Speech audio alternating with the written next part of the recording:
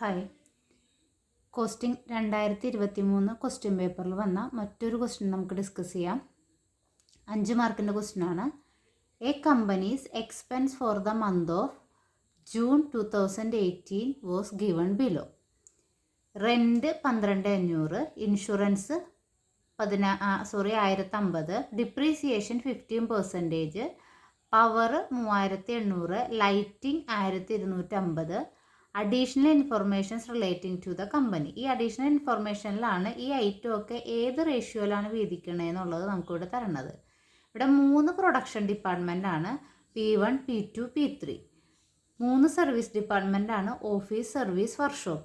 അതിൽ direct wages, direct material. നമുക്കറിയാം apportionment of over ഹെഡിൻ്റെ പ്രോബ്ലമാണിത്.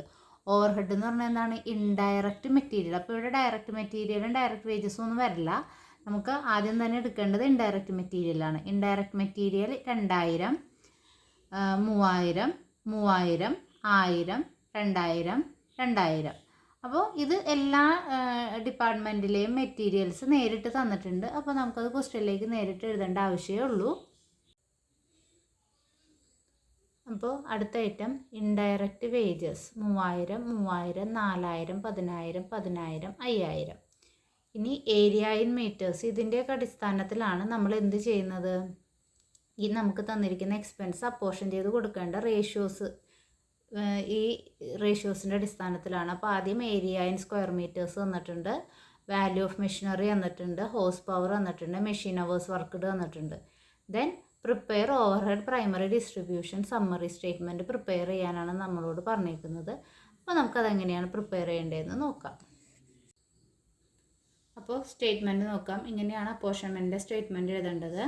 ആദ്യം ഓവർഹെഡ് എക്സ്പെൻസ് എഴുതണം, പിന്നെ ബേസിസ് എഴുതണം, ടോട്ടൽ എഴുതണം, ഓരോ ഡിപ്പാർട്ട്മെൻറ്റിൻ്റെയും വിഹിതം എഴുതണം.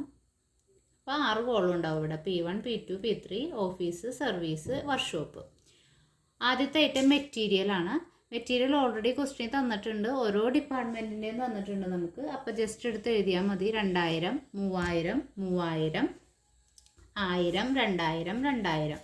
ഓരോന്നിൻ്റെ നമുക്ക് ഇൻഡയറക്റ്റ് മെറ്റീരിയലാണ് കേട്ടോ ഇവിടെ എഴുതേണ്ടത്. ഇൻഡയറക്റ്റ് മെറ്റീരിയൽ നമ്മളെടുത്ത് എഴുതി. അതുപോലെ തന്നെ അടുത്തത് ഇൻഡയറക്റ്റ് വേജസ് തന്നിട്ടുണ്ട് നമുക്ക്. എത്രയാണ്? 3,000, 3,000, 4,000, 10,000, 10,000, 5,000. എന്നിട്ട് ഇതിൻ്റെ ടോട്ടലാണ് ഈ ടോട്ടൽ കോളത്തിൽ എഴുതേണ്ടത് കേട്ടോ. അതുപോലെ ഇതിൻ്റെ ടോട്ടൽ എടുത്ത് ടോട്ടൽ കോളത്തിൽ എഴുതുക. ഇനി അടുത്തത് നമുക്ക് ക്വസ്റ്റ്യൻ തന്നേക്കണ ഐറ്റം എന്താണ്? റെൻറ്റ് 12,500 ക്വസ്റ്റ്യൻ തന്നിട്ടുണ്ട്. ആ റെൻറ്റ് വീതിക്കണത് എപ്പോഴും എന്തിൻ്റെ അടിസ്ഥാനത്തിലാണ്? ഏരിയയുടെ അടിസ്ഥാനത്തിലാണ്. ഏരിയ നമുക്ക് ക്വസ്റ്റ്യനിൽ തന്നേക്കണത് എന്താണ്? ഏരിയ നമുക്ക് തന്നിട്ടുണ്ട് 200, 250, 300, 150, 100, 250. ഇങ്ങനെ നമുക്ക് ഏരിയ തന്നിട്ടുണ്ട്. അപ്പോൾ അതിനെ നമ്മൾ വെട്ടി ചെറുതാക്കി റേഷ്യോയിൽ 4:5:6:3:2:1 എന്നുള്ള റേഷ്യോയിൽ എല്ലായിടത്തും എന്ത് ചെയ്തു? വിധിച്ചു കൊടുത്തു. നെക്സ്റ്റ് ഇൻഷുറൻസ് ആണ്. ഇൻഷുറൻസ് എന്തിൻ്റെ അടിസ്ഥാനത്തിലാണ് വിധിക്കണേ? വാല്യൂ ഓഫ് മെഷീനറിയുടെ അടിസ്ഥാനത്തിലാണ്. അപ്പോൾ നമുക്ക് ഓൾറെഡി ക്വസ്റ്റ്യനിൽ 2 ഡിപ്പാർട്ട്മെൻറ്റിൽ ഇൻഷുറൻസ് ഇല്ല, കാരണം അവിടെ മെഷീനറി ഇല്ല. ഓഫീസിലും സർവീസിലും മെഷീനറി ഇല്ലാത്ത കാരണം ഇൻഷുറൻസ് വാല്യൂ ഓഫ് മെഷീനറിയുടെ അടിസ്ഥാനത്തിലാണ്. അതേപോലെ തന്നെ ഓഫീസിലും സർവീസിലും എന്താണ് മെഷീനറി ഇല്ല. അവിടെ നമുക്ക് റേഷ്യോയിൽ തന്നിട്ടില്ല. എൻ്റെ അടുത്ത് അവിടെ അത് ഉണ്ടാവില്ല എന്നാണ്. അപ്പോൾ ഇവിടെ റേഷ്യോ വാല്യൂ ഓഫ് മെഷീനറി തന്നേക്കുന്നത് 30,000, 35,000, 25,000, 15,000 എന്നുള്ളതാണ്. ബാക്കി സർവീസ് ഡിപ്പാർട്ട്മെൻറ്റായ ഓഫീസിലും സർവീസിലും മെഷീനറി ഇല്ലാത്ത കാരണം അവിടെ നമുക്കവിടെ ഡിവിഷൻ കൊടുക്കേണ്ട കാര്യമില്ല. അപ്പോൾ നമ്മൾ ഇതിനെ വെട്ടി ചെറുതാക്കി 6:7:5:3 എന്നുള്ള റേഷ്യോയിൽ 1,050 രൂപയാണ് ക്വസ്റ്റ്യനിൽ നമുക്ക് ഇൻഷുറൻസ് തന്നേക്കുന്നത്. അതിനെ നമ്മൾ ഡിവൈഡ് ചെയ്യും. അടുത്തത് depreciation 15% of value of machinery എന്നാണ് പറഞ്ഞേക്കണം. അപ്പോൾ വാല്യൂ ഓഫ് മെഷീനറി ഓരോ ഡിപ്പാർട്ട്മെൻറ്റിൽ നമുക്കറിയാം. 30,000 ഉണ്ട് P1. അപ്പോൾ 30,000-ൻ്റെ 15% 4,500. 35,000 ഉണ്ട്. അപ്പോൾ 35,000-ൻ്റെ 15% 5,250. അടുത്തതിൽ 25,000 ആണ്. അതിൻ്റെ 15% 3,750. ഈ 2 ഡിപ്പാർട്ട്മെൻറ്റിലും മെഷീനറി ഇല്ല.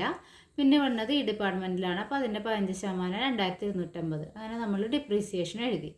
അടുത്തത് നമ്മളോട് പറഞ്ഞേക്കണത് എന്താണ്? ഐറ്റം പവറാണ്. പവർ എപ്പോഴും ഹോഴ്സ് പവർ ഉണ്ടെങ്കിൽ ഹോഴ്സ് പവറിൽ ഡിവൈഡ് ചെയ്താൽ മതി. അപ്പോൾ ഇവിടെ ഹോഴ്സ് പവറിൽ ഇത് നോക്കണ്ട, ഇവിടെ ഹോഴ്സ് പവറിൽ ഡിവൈഡ് ചെയ്താൽ മതി. ഹോഴ്സ് പവർ ഇവിടെ തന്നിട്ടുണ്ട് 15:20:25:5. വെട്ടി ചെറുതാക്കി 3:4:5:1, അതായത് നടുക്കത്തെ 2 ഡിപ്പാർട്ട്മെൻറ്റിലില്ല. അപ്പോൾ ബാക്കിയുള്ളവർക്ക് അത് ഡിവൈഡ് ചെയ്ത് കൊടുത്തു. അടുത്ത എന്താണ്, അടുത്തായിട്ട് നമുക്ക് തന്നേക്കുന്നത് ലൈറ്റിംഗ് ആണ്. ലൈറ്റിംഗ് എപ്പോഴും ഏരിയയുടെ അടിസ്ഥാനത്തിലാണ്. അപ്പോൾ ലൈറ്റിംഗ് ആണ് തന്നേക്കണത്, അത് ഏരിയയുടെ അടിസ്ഥാനത്തിലാണ്. അപ്പോൾ ഏരിയയുടെ റേഷ്യോയിൽ 1250 അത് ഡിവൈഡ് ചെയ്തു. എന്നിട്ട് എന്ത് ചെയ്യുക, എല്ലാ കോളവും നമ്മൾ എന്ത് ചെയ്യുക, ടോട്ടൽ ചെയ്യുക.